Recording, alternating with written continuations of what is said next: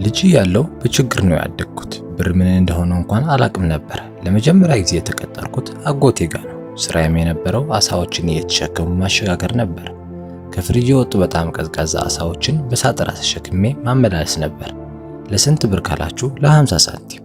እናም አንድ ቀን ከጓደኞቼ ጋር ትምህርት ቤት እየሄድን እያለ አንድ ፌራሪ መኪና ተመለከትኩ። ታርጋውን ስመለከተው የኢንግላንድ ታርጋ አይደለም፣ ከሌላ አገር የመጣ መኪና ነው። የሚነዳውን ሰውዬ በጣም ወጣት ነው። መኪናውን በጣም ቀልቤን ሳበው። በዛውም ልክ ግን በጣም ተበሳጨው። እንዴት ነው እኔ እዚህ ለ50 ሳንቲም እየተማማትኩ ሰው እንደዚህ አይነት መኪና የሚነዳው አልኩ። ሁሌም የሚነገረኝ ነገር ተማር፣ ዲግሪ ያዝ፣ ተቀጠር፣ ከዛም ደግሞ የተሻለ ስራ ፈልግ ነበር። ግን እኔ ይህንን ህይወት አልፈለግኩትም። አሁን አስተውሉ፣ እኔ በጣም ጎበዝ ተማሪ ነኝ። ትምህርትን በተመለከተ አንድም ቀን ተቸግሬ አላቅም። ነገር ግን እኔ መሆን የምፈልገውን ሰውዬ በዛ መኪና ውስጥ አየሁት። በጊዜው ፌራሪ የያዘውን ሰውዬ ባጠገባችን ሲያልፍ አብረውን ለነበሩ ጓደኞቼ አያናድንም ወይ ብዬ ነገርኳቸው። ለምን አሉኝ። እኛ እዚህ አሳ እናመላልሳለን፣ ወላጆቻችንም አንድ መኪና የላቸውም። እሱ ግን $400,000 አለው፣ ለዛውም ትርፍ ብሎ የያዘውና መኪና የሚገዛበት። ይሄ ሰውዬ የምር ተምሮ ያመጣው ገንዘብ ነው ወይስ ስራ ሰርቶ? እርግጠኛ ነኝ እኔም አላቀውን ብዙ ነገር ያውቃል ይሄ ሰውዬ ብዬ አጫወትኳቸው። እነሱ ምንም አላሉኝም። ተው በቃ ሀብታም ሰው ነው ምን አገባን አሉኝ። እኔም ሀብታም መሆኑን እኮ አይቻለሁ፣ ነገር ግን ይሄ ሰውዬ ስለ ዓለም የሚያውቃት ነገር አለች፣ እሷንም ነገር ስላላወቅኩ ነው ድሃ ሆኜ የቀረሁት እያልኩ ለራሴ ይህንን ነገር መንገር ጀመርኩ። ሁሉም ሰው የሚያደርገውን ነገር እያደረገ ቢሆንማ ይሄ ሰውዬ ይህንን መኪና አይገዛም። ስለዚህ አብዛኛው ሰው የሚያደርገውን ነገር ማድረግ ማቆም አለብኝ ብዬ ወሰንኩ። ለዛም ነበር ዩኒቨርሲቲ አልገባም ብዬ ትምህርቴን የተውኩት። እስከ ዛሬ ድረስ ወላጆቻችን ስለ ገንዘብ የሚመክሩን ምክር ትክክል ነበር፣ ግን ከዚህ በኋላ አይሰራም። አሁን ጊዜው ተለውጧል። በደንብ ተማር፣ ጥሩ ስራ ያዝ፣ ቤት ግዛ፣ ጥሩ ህይወት ትኖራለህ። የድሮ ምክር ነው። አሁን ላይ አንድ ሰው ሀብታም መሆን ከፈለገ ማድረግ ያለበት አንድ ብቸኛውና በጣም ጠቃሚ የሆነ ነገር አለ። እሱም ገንዘብ ከኪስ ሲወሰድበት መንቃት አለበት። ማለትም ያ ገንዘብ ለምን እንደሄደ፣ በምን በኩል እንደሄደና እሱም ለምን ገንዘቡ እንዲወሰድ ፈቃደኛ እንደሆነ ማወቅ አለበት። ገንዘቡ ተወሰደበት እያልኩ ማወራውም ገንዘብ መሰራት ስለማይችል ነው። ገንዘብ አምራቾች መንግስታቶች ናቸው። እነሱ ያመረቱትን ገንዘብ ደግሞ እኛ መቀባበል አለብን። ስለዚህ ገንዘብ እየሰራን ሳይሆን ከሰው እየወሰድን ነው። እንዴት ነው የምንወስደው? እነሱን በማሳመን የሆነ ነገር በምላሹ እንሰጣለን እያልን ያንን ገንዘብ እንወስዳለን ማለት ነው። ስለዚህ ማንኛውንም አይነት ወጪ ስታወጡ ያ ገንዘብ ለምን ከእጃችሁ እንደሄደ ማጣራት አለባችሁ። ልብ ማለት አለባችሁ። አሁን ለምሳሌ ቡና ስትገዙ ዝም ብላችሁ ቡና ብቻ መግዛታችሁ እንዳታዩ። ለምንድን ነው ይሄንን ቡና የገዛሁት ብላችሁ ጠይቁ። እሺ ቡና ስለፈለጋችሁ ነው እንበል፣ ግን ለምንድን ነው እዚህ ቦታ መጥቼ ቡና የገዛሁት? ለምን ሌላኛው ሱቅ ሄጄ አልገዛም ነበረ? ምንድን ነው ልዩነቱ? እዚህኛው ካፌ መጥቼ ቁጭ ብዬ እንድጠጣ ያደረገኝ ነገር ምንድን ነው?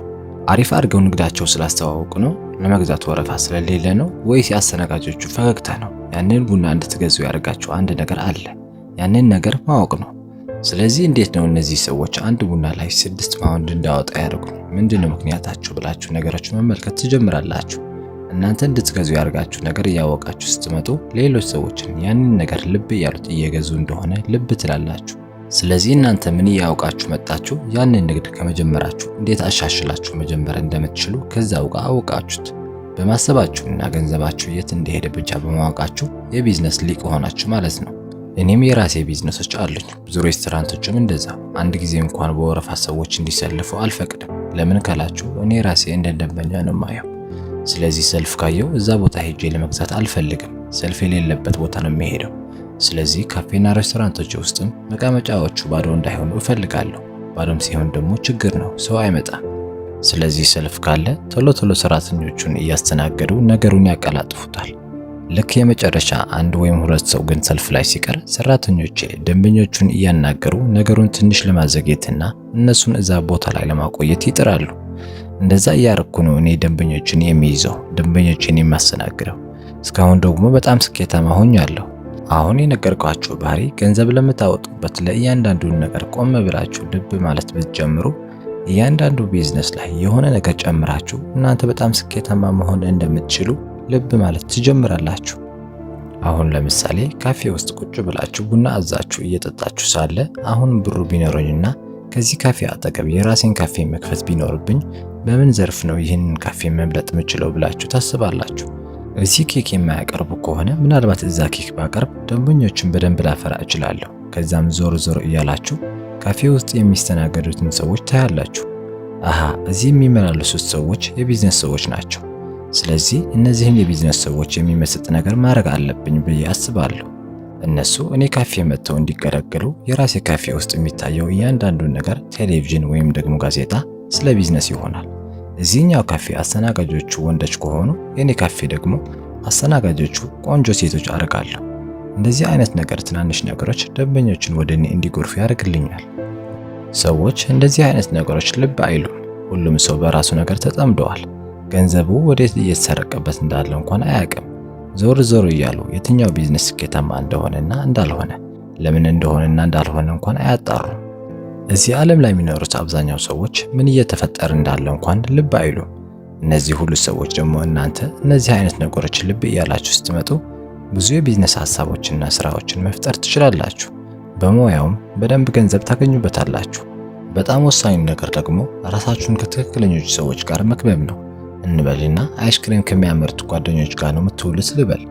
እናንተ ስለ አይስክሬም ምንም የምታውቁት ነገር የለም፣ ፍላጎቱም የላችሁም። ሁላችሁም ግን ስትገናኙ ሁልጊዜም የሚያወሩት አይስክሬም እንዴት እንደሚሰራ፣ አቀማመጡ እንዴት እንደሆነ፣ ከቦታ ቦታ ሲያመላልሱትም በምን እንደሚያመላልሱት የመሳሰሉት ነገር ነው የሚያወሩት። እና እናንተ ስለ አይስክሬም ምንም ባታውቁና ፍላጎቱ ባይኖራችሁም እንኳን ከጊዜያቶች በኋላ ስለ አይስክሬም እያንዳንዱን ነገር ማወቅ ትጀምራላችሁ።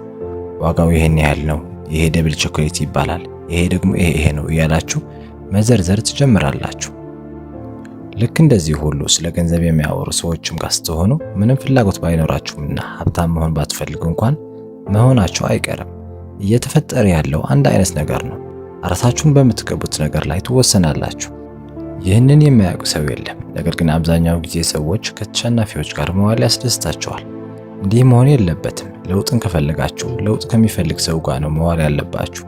አሁን ለምሳሌ አብዛኛው ጊዜ ሰዎች የሚያዩትን ነገር ልንገራችሁ። ዜና አይደለ? ዜናውን አይተው ዝም ብለው ተቀብለው ብቻ ቁጭ ይላሉ።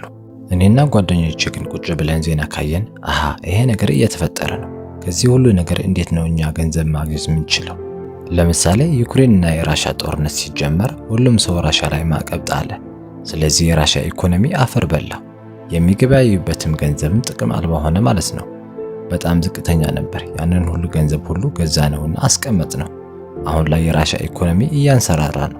እዚህ ዓለም ላይ ታይቶ በማይታወቅ መልኩ የራሻ ኢኮኖሚ ከምን ጊዜውም በላይ ከፍ ያለ ሄደዋል። በአንድ አገር ምንዛሬ ብቻ 3 እጥፍ አተረፍን። ይህንን ነገር ሌላ የትም ቦታ ልትሰሙት አትችሉም። ማንኛውንም አይነት መረጃ ስትሰሙ ያንን ነገር እንዴት ነው ወደ ገንዘብ መቀየር እንዳለባችሁ ብቻ ነው ልብ ልትሉ የሚገባው። እኔና ጓደኞቼ ስለዚህ አይነት ነገሮች ብቻ ነው ቁጭ ብለን የምንወያየው።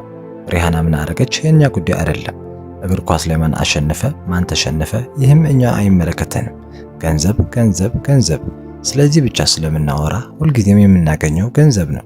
ሁልጊዜ ስንገናኝ ስለ ገንዘብ ካወራን እንዴት ነው በሚሊዮን የሚቆጠሩ ገንዘቦች መስራት የሚከብደን? በፍጹም አይከብደንም። ወዲያውኑ እናገኘዋለን። ለምን? ሁልጊዜ ነቅተን የምንጠብቀው እንዲህ አይነት አጋጣሚዎችን ለመያዝ ስለሆነ።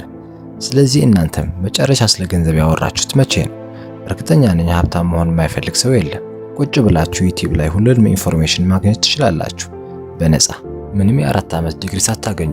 ገንዘብ እንዴት ነው ከባንኮች የሚወጣው? ቢዝነሶችስ እንዴት ነው ገንዘባቸውን ማኔጅ የሚያደርጉት? ሪል ስቴት ላይ መስራት ከፈልጋችሁ ስለ ሪል ስቴት ገበያው ቁጭ ብላችሁ ማጥናት። ከዛሬ በኋላ የምታገኟቸውንም ሰዎች እንዳለ ስለ ገንዘብ ብቻ አዋሩኝ በሏቸው እስቲ። ከዛም ስለ ገንዘብ መወያየት ከጀመራችሁ ከትንሽ ጊዜ በኋላ አጋጣሚዎችን ማየት ትጀምራላችሁ። ምንም ነገር ባታደርጉ እንኳን ገንዘብ ከሚሰሩ ሰዎች መካከል መሆን በጣም ጠቃሚ ነገር ነው። አንድ ጊዜ ያጋጠመኝን ነገር ላጫወታችሁ። ሮማንያ ውስጥ ነበርኩና 28 አካባቢ የሚሆኑ በጣም ምርጥ የሚባሉ መኪኖች አሉኝ። ከሮማንያ ወደ ሃንጋሪ መሄጃው መንገድ ላይ ግሎዝኖቦካ ወደምትባል ከተማ ሄድኩ። ወደዛም የሄድኩበት መኪና የራሴ ቡጋቲ ሺሮን መኪና ነበር። እዛም ቦታ ደርሼ መኪናውን ልክ ፓርክ እንዳደረግኩ አንድ ትንሽ ልጅ መጣ። የ17 ዓመት ልጅ ይሆናል። እኔ ጋር ተጠጋና እንዲህ አለኝ፣ እባክህ ይህንን መኪናን ፎቶ ማንሳት እችላለሁ? የሚያምሩና ውድ መኪናዎችን ፎቶ እያነሳው ኢንስታግራም ላይ ፖስት አደርጋለሁ አለኝ። እሺ ማድረግ ትችላለህ ብዬ እኔ ዞር አልኩ። ፎቶዎቹ አነሳና ድጋሚ ወደ እኔ መጥተው ይሄው ፎቶዎችን አንስቻለሁ ትፈልጋቸዋለህ አለኝ። አይ አልፈልጋቸውም የራሴ ፎቶዎች አሉ አልኩት። አሃ እሺ በቃ ለማንኛውም ግን ፎቶዎችን ከፈለግከው በዚህ ኢሜል አድሬስ ላይ ኢሜል አርግልኝ ብሎ የራሱን ኢሜል አድሬስ አስቀመጠልኝ። ከዛ እኔም አላስቻለኝም። ለምንድን ነው ቀኑን ሙሉ እያባከንክ ያለው? የሰው መኪና በማንሳት ምንድን ነው የምታገኘው ነገር አልኩት። እኔም ዝም ብሎ ጊዜውን እያባከነ መስሎኝ ነበር። ልጁ ግን በጣም ብልጥ ነው። እንዲህ ብሎ መለሰልኝ። ትምህርት ይቅርብኝ ብዬ አቋርጬ ወጥቻለሁ። ሮማንያ ውስጥ ያሉ በጣም ውድ የሚባሉ መኪኖችን ፎቶ እያነሳው ለባለቤቶቻቸው በኢሜል አድሬሳቸው ምልክላቸው ከሆነ እዚህ አገር ውስጥ ያሉትን የሁሉም ባለሀብት ኢሜል አድሬስ ይኖረኛል ማለት ነው። ቢያንስ እነሱን የማገኙበት የሆነ ነገር ይኖረኛል አለኝ። በጣም ነበር የገረመኝ። አንተ ልጅ በጣም ብልህ ነህ አልኩትና ወዲያውኑ ነበር የቀጠልኩት። አሁን ልጁ ለኔ ነው የሚሰራው። በጣም ጎበዝ ልጅ ነው። እሱ በጊዜው ብዙ ሰዎች የማይገባቸው ነገር ገብቶት ነበር። ገንዘብ የለኝም፣ ገንዘብ ያለውንም ሰው አላቅም። ስለዚህ ገንዘብ የት ነው ያለው ብሎ አየ። ገንዘቡንም ወዳለበት ቦታ የተቻለውን ያህል አድርጎ ለመጠጋት ሞከረ። ተጠግቶም ስራ አገኘ። አሁን የ17 ዓመት ልጅ ከኔ ብቻ በወር $10,000 ያገኛል ሮማንያ ውስጥ። እናንተ የምለው ነገር አንድ ነው። ምንም ገንዘብ አይኖራችሁ ምንም ችግር የለውም። የሪል ስቴት ኢቨንት አለ ከተባላችሁ ዘላችሁ ሂዱ። ግዙ ብሎ የሚያስገድዳችሁ ሰው የለም። ግን ቢያንስ እዛ ሊገዛ የሚመጣ ሰው ታገኛላችሁ። ያ ሰው ብር አለው ማለት ነው። ከነሱ ጋር በጨዋ መልክ ተዋውቁና ምናልባት እናንተ ጥሩ ሰው ናችሁ ብለው ስለሚያስቧችሁ ጓደኛ ሊያርጓችሁ ይችላሉ። ከነሱ ብዙ ነገር ትማራላችሁ። በቤት ቁጭ ብላችሁ ገንዘብ ስለሌላችሁ ምንም ማድረግ የለብኝም ማለት በጣም የሞኝ ስራ ነው። ወጣችሁ ዓለም እንዴት እየተንቀሳቀሰች እንደሆነ ገንዘብ ካላቸው ሰዎች ጋር ተወያዩ። አንድሪው ቴት ታዋቂው ኢንፍሉዌንሰር፣ መልቲ ሚሊዮነር እና 4 ጊዜ የኪክቦክሲንግ ቻምፒየን። እስከ መጨረሻው ድረስ ስለተከታተላችሁን አመሰግናለሁ። ቻው